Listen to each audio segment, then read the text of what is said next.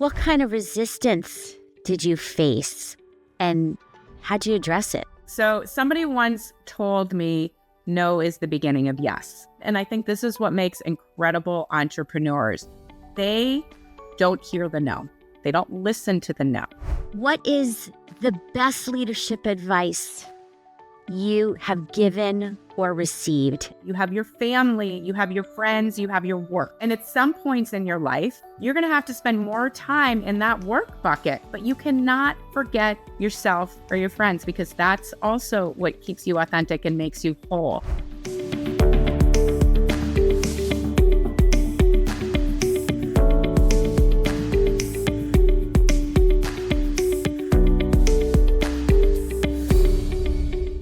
Hello, Lisa Kaplowitz. Welcome to the DoingCXRight show. Hi, Stacy. Thanks so much for having me. Oh, I'm excited for this conversation because there's so much you've done really well, so many stories that I know are going to inspire people to be bold and create the changes that they want in their business and their life.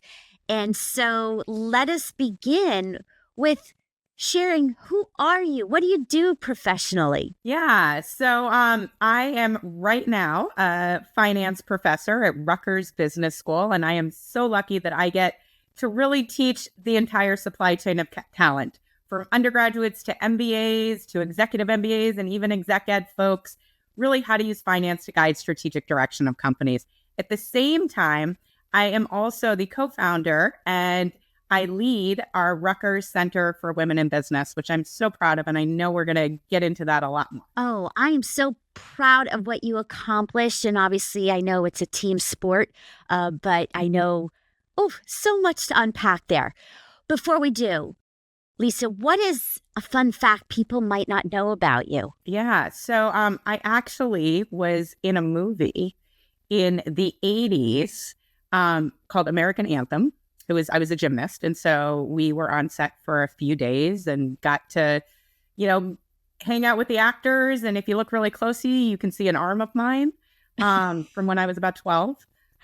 So that's my fun fact. That is a fun fact. Yes. Well, all right. Talking about your life, your career is built on many things, finance, but also advocating for women in leadership. And as you mentioned, creating the Rutgers Center for Women in Business. What inspired this passion? Yeah, I have a couple different stories that weave together. And one of the things that I think is really interesting, and I tell this to my students all the time, if I look backwards, I can craft a really great story of how I had it all planned out. But the reality is I didn't. So my advocacy really started when I was in college, right before I even got to college. I was a recruited athlete. I was a gymnast. And I was recruited at Brown University and a bunch of other schools. And I decided to go to Brown. And at the last minute, they cut our sport. And we tried a whole bunch of things and found myself at 17 years old signing on to be a named plaintiff in what would become a landmark Title IX case. And our case, we got a preliminary injunction, so we had the team, but our case went all the way up to the Supreme Court, and it set a precedent nationwide to add more opportunities for girls and women to play sports. And it set a precedent not only at the collegiate level, but at the high school level as well. And I am uber passionate about the lessons that we learn in athletics, that we learn in sports, and how transferable they are to life after sports. And that was where my passion came from, and then couple that with my own lived experience of working in corporate America. So I started my career as an investment banker. Only 10% of my class was female. The hardest part of my job was not learning how to do the financial models. It was learning the names of all the guys in my analyst class, because they all look like what my husband looks like now. And so they all knew our names. I was the brown-haired gymnast from Brown, and my roommate was the blonde lacrosse player from Harvard. But they all kind of looked the same. And then years later, as I was a CFO of some private equity-backed startups, we were meeting with the venture capitalist, and he said to me, "You don't look like a CFO," literally as I was walking through the valuation of our company. And I kind of thought, well, what's a CFO supposed to look like? But took that as a compliment and said, here's our valuation. Here's how much money we're looking to raise. Here's the percentage of company that you could own. Do you want in? And just kind of went with it. So that's where my passion for advocacy really came from. But I think coupled with that is when I was at Brown, they never cut any men's teams when they added the women's teams. It proved that we could expand the pie. So I have always been about creating opportunities to find the best talent, not at the expense of other folks, but at the inclusion of everyone. So well said. Yeah. Now, you didn't just think about it or hope for change. You created change. And so there's a lot of people listening and businesses that want to advocate for change. It's not easy. What lessons did you learn about change management and getting people to listen and buy into what you care about? Yeah, it's interesting. Again, as you're going through all of this, you don't realize a lot of times what you're doing, and that naivete actually pushes you forward. I don't think when I was at Brown, we had no idea how big and important and monumental this case was going to be and how many women it was ultimately going to impact. I think that ignorance sometimes is bliss because it might have scared us from doing what we were doing. At the same time, when I was in corporate, when I first got to Bed Bath & Beyond, I was treasurer at Bed Bath & Beyond for about 8 years. Over a decade ago. I'm not why they went bankrupt. I was long gone. But when I first got there, I'm 28 years old and I come from investment banking. And I said, oh my gosh, this company doesn't have a 5-year financial plan. We absolutely need to create it. It was a publicly traded company. And there was a mindset of, we were only going to think for the next year or so. And when I got there, the CEO believed in me and the CFO believed in me. And, they were very supportive, but I had to corral all of the executives that reported to the CEO to create this 5-year financial forecast. They didn't report to me. I was significantly younger than them. I was significantly junior than them, right? I reported to somebody directly who was their peer, but I was by no means their peer. And I also was the only woman. They were all men. And I looked like I was 12. So I think one of the most important things is to really have folks understand the why. Understand why it is important. Understand what's in it for them, with them is what we call it. To get that buy-in, to also have them be part of the process, not to dictate, not to lecture. I don't even really lecture in my classes. I bring my students in to teach what they want to learn within the confines of what the curriculum dictates we should do. But getting that buy-in is so huge. I think the same thing happened when I got to Rutgers. I realized there were pockets of programming, but there wasn't anything comprehensive and cohesive. And while women make up more of the enrollment across college campuses, they're still underrepresented at business schools and really underrepresented in finance departments at companies and even within the finance major at schools. And so wanted to use this as an opportunity and went to our dean and she said, okay, go raise some money and go get a board together. And I don't know how academia works, but I know how corporate works. And that sounded like permission to me. So I'm going to go for it.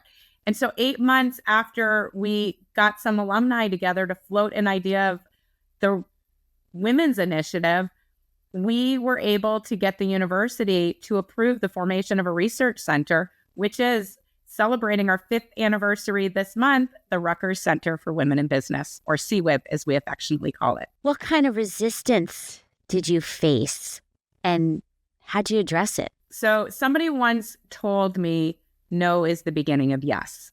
And I tell that to my students all the time. And everything except sexual assault, that means no means no means no. But aside from that, and I think this is what makes incredible entrepreneurs, they don't hear the no. They don't listen to the no.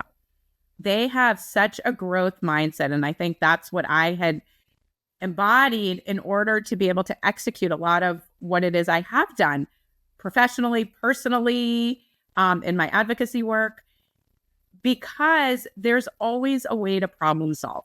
There's always a way to work through a solution. And I find a lot of people have a roadblock because they've never done it before, especially women, especially people of color, especially first generation. I've never done it before, so I don't know if I'm going to be able to do it. And that's where I think my athletic experience has really, really helped me. And so I never created a center. I never was a professor. I never was a teacher before I started this stuff.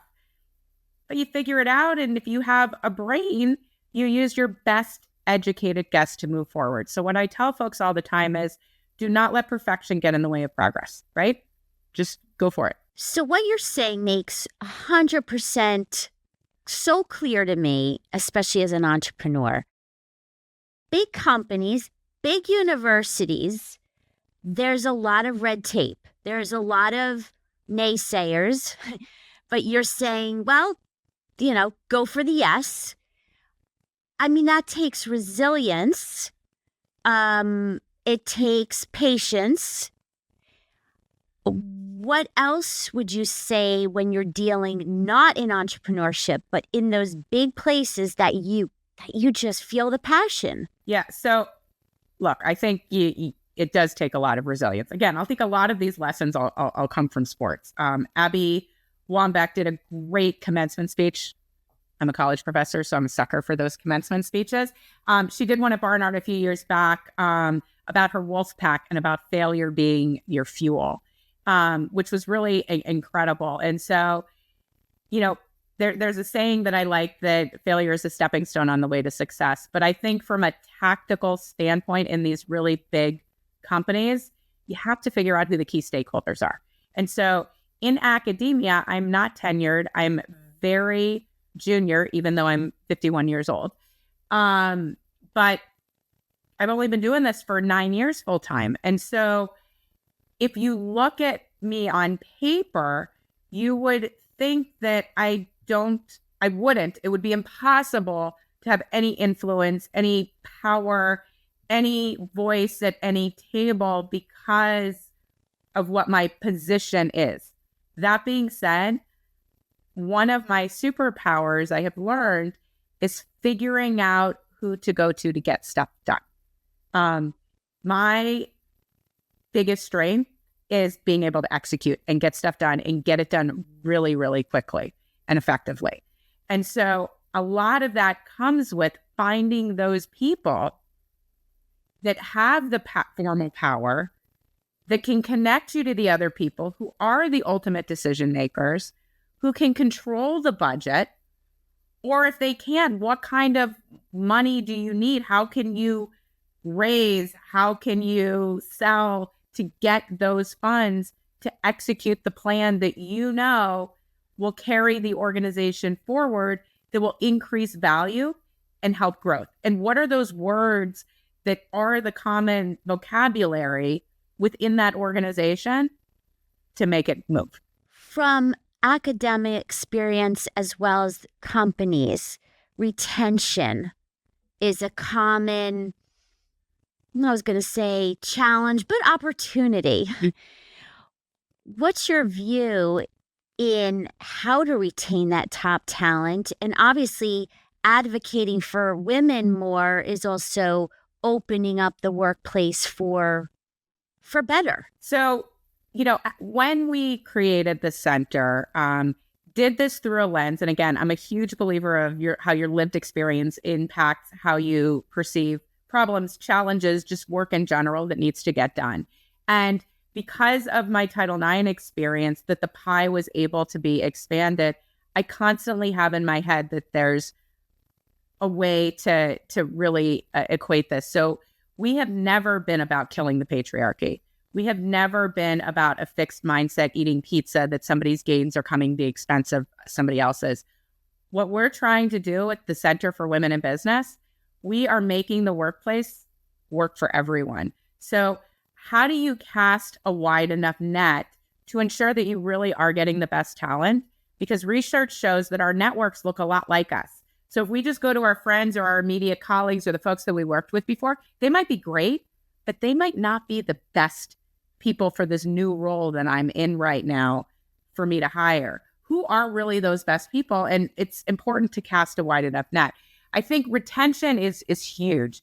And part of that comes with feeling valued at organizations and not just like you're a cog in the wheel. And so that's one of the biggest things that I think managers are becoming aware of is how do we create these environments that are inclusive, that I can show up as myself, but still know I have to get the work done. And I think there is a little bit of a differentiation because I'm authentic and I'm authentically me, but I also have to function within the expectations of what is appropriate in the workplace. I tell my students, I said, I'm still me as I'm up here talking with you, but I'm not talking with you the same way I would go talk with my girlfriends or my own children, although my children are now the same age as my students. So sometimes there is that overlap.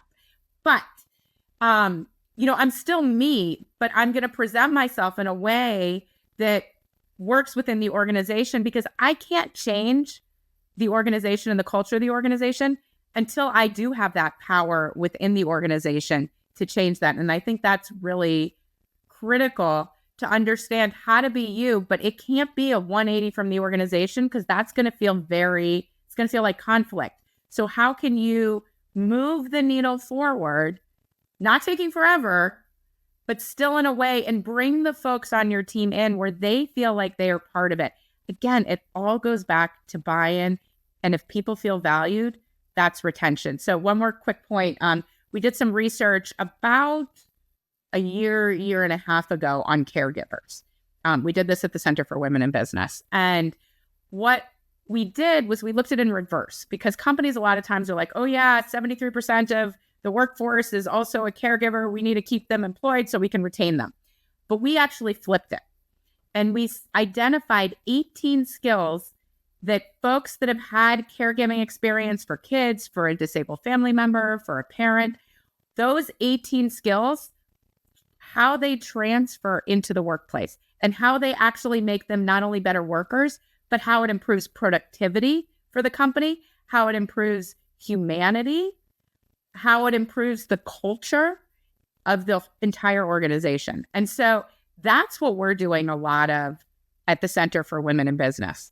How do you know that you're doing it well? Other than people saying, I love your course. I love the center.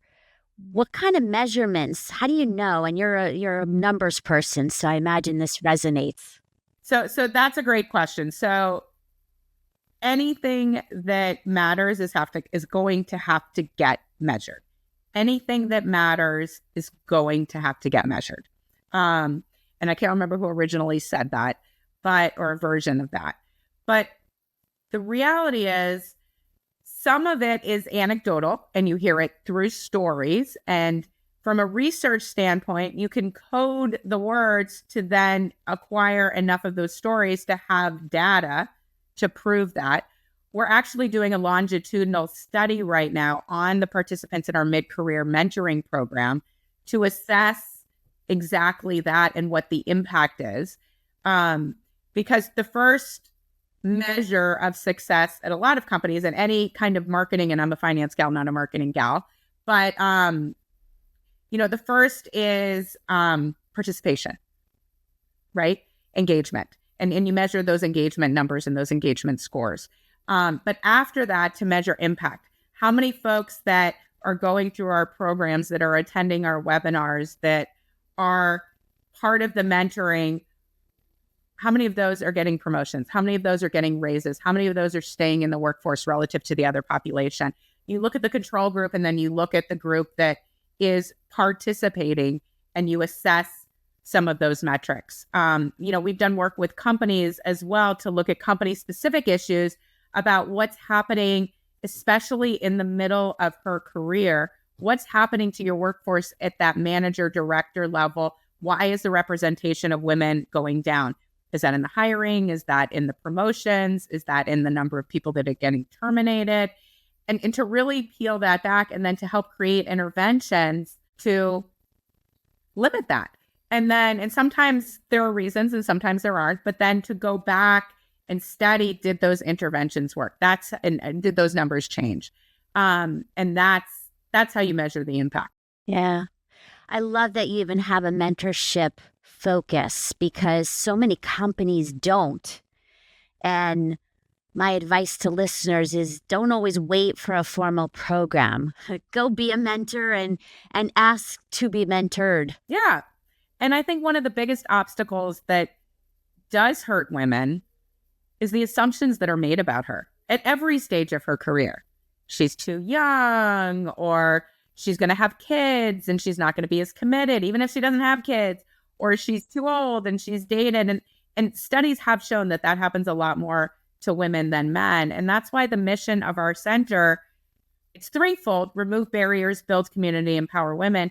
But intentionally, the remove barriers is the first part of the mission, because it doesn't matter how skilled and confident she is.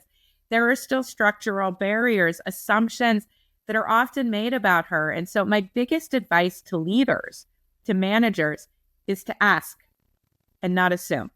My dad once told me what happens when you assume. I think this is a family type show, so I'm not going to say that. But all you have to do is ask. And one of our mentoring programs is actually for executive men. And we unpack a lot of that, and we unpack a lot of those assumptions. And it's a place for men to have a space as well, without blaming, without shaming. But really, how can we create these inclusive workplaces to make the workplace work for everyone? You mentioned don't assume. Obviously, I know the saying. My favorite book is The Four Agreements.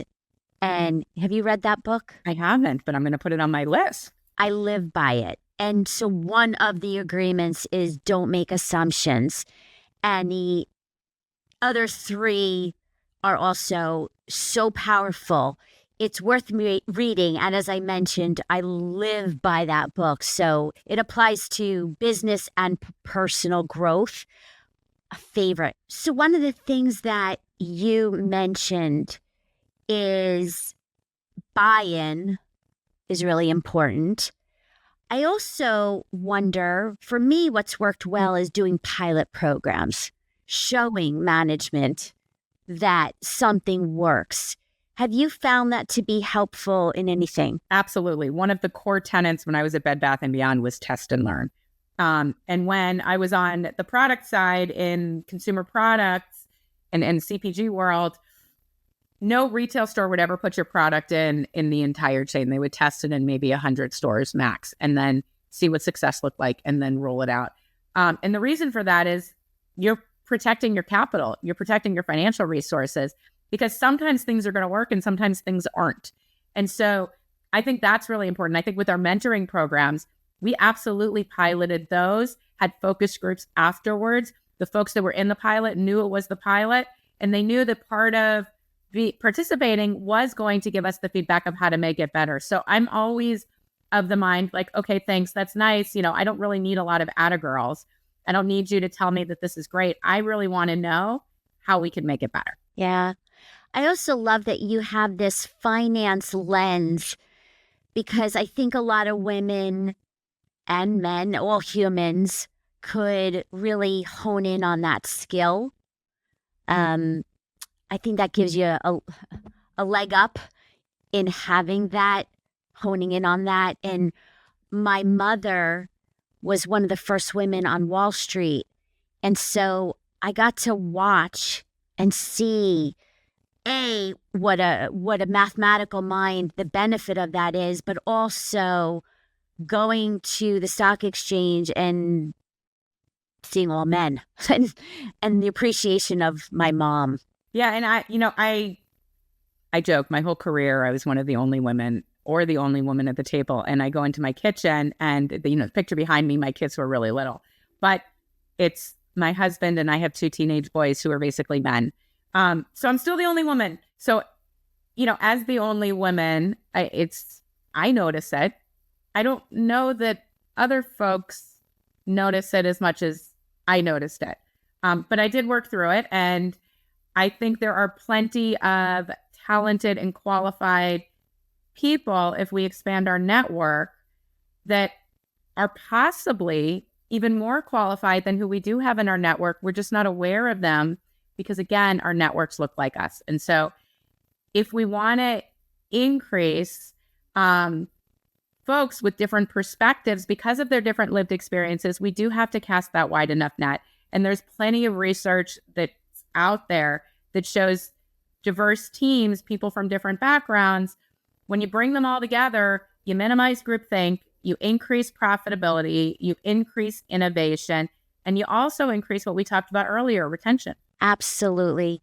And for people who are in the customer experience field, all of this is so relevant because you're trying to get buy-in for budget to be able to do customer-centric activities and focus and improving their lives, and that's fueled by the internal. So I think that these are gems to go practice, to go do, as well as the benefit of the diversity that seems to be such a hot topic these days. It's almost like I'm afraid to go too deep in it, and yet we have to have the conversations. Yeah, and I think, look, like I said, the way that we've always positioned the center is expanding the pie and opening up opportunities for folks, not at the expense of other folks. And that's the lens that we've always used. And I think if you ask people, do you want to find the most qualified people? They're going to say, of course I do. Absolutely. What is the best leadership advice you have given or received as we're coming to the end here? Yeah, I'm going to combine two. I was fortunate that in grad school, Oprah taught a whole course. She did it twice. It was phenomenal. And so obviously lots of nuggets from her. But I'm going to combine that with something the Sunda Brown-Deckett, who's the CEO of TIAA, said. So Oprah said, because they're kind of the same, Oprah said, you can do it all, but you can't do it all at the same time. You can do it all, but you can't do it all at the same time, which makes a lot of sense because there are only so many hours of the day. And then I heard the Sunda Brown-Deckett fairly recently talk, and she said, live your life like a diversified portfolio. So I'm a finance professor. What that means to those non-finance folks is don't have all your eggs in one basket. Don't put all your money in one stock. In NVIDIA right now, right? Don't invest all in Bitcoin. You should have a diversified portfolio in different asset classes. So if you think about that with your life, then you have your me bucket where you need to focus on yourself. You have your family, you have your friends, you have your work in no particular order. And at some points in your life, you're going to have to over-index. You're going to have to spend more time in that work bucket.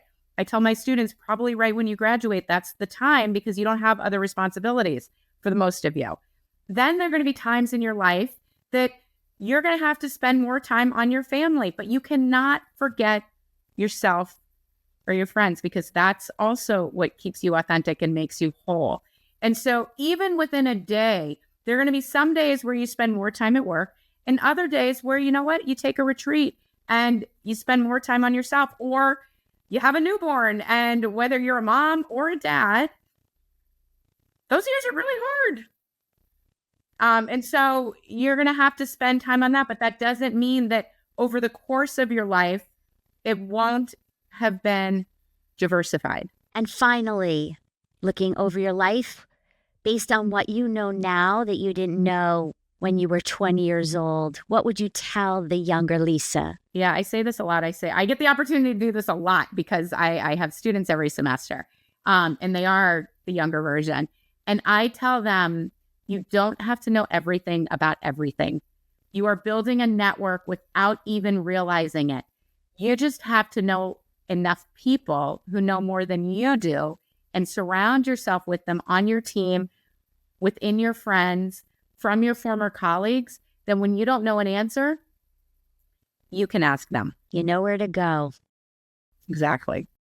Well, thank you for being here with me and us today. I love all the gems, and I will share in the show notes how to reach you, find you on social media and the center, and all the good things that you have manifested and executed so well. So thank you for being here.